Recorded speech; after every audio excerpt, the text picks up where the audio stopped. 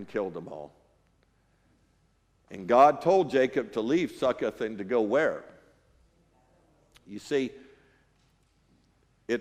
ultimately it was Jacob's fault.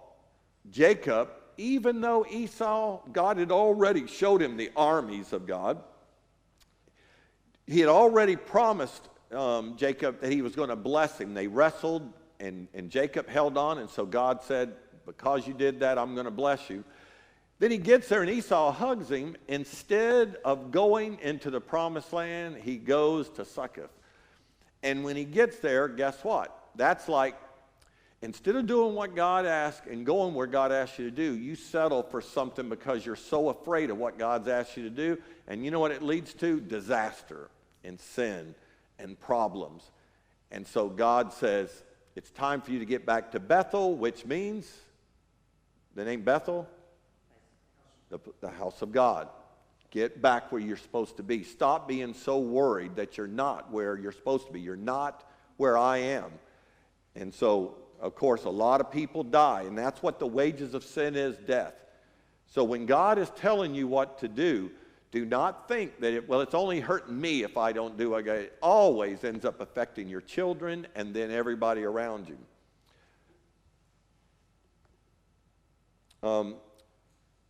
God told Jacob, while Jacob was at Bethel, God changed his name to what?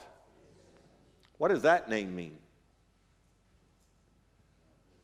Well, we know it doesn't mean the chosen people of God.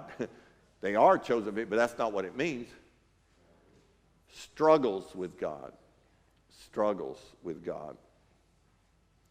Because even though Jacob had so many signs from God it was going to be all right, he constantly struggled being obedient.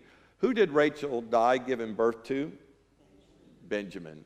And that's why, of course, after Jacob, he thinks Jacob is dead because his sons told him that.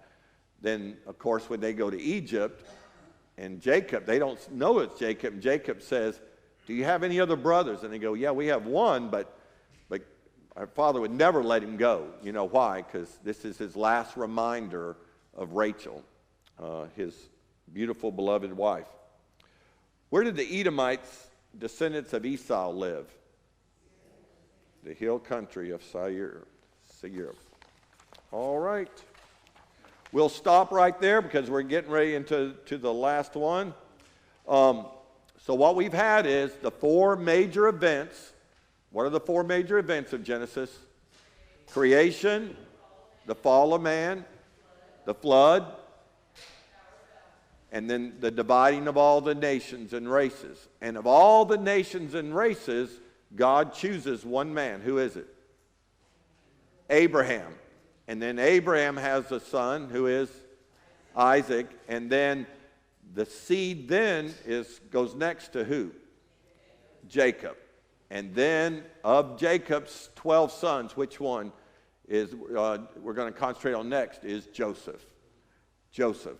And so we'll finish that up next week, and then we'll get into the book of Exodus probably next week. All right. Any questions about this? I know most of you have heard all this stuff and seen all this stuff, but I'm trying to make sure you get the whole story as we're going along and see how it all fits together rather than going to Sunday and you read a little bit over here and you read a little bit. If you start piecing it together, it makes a lot more sense on how they all fit. All right. Let's all rise.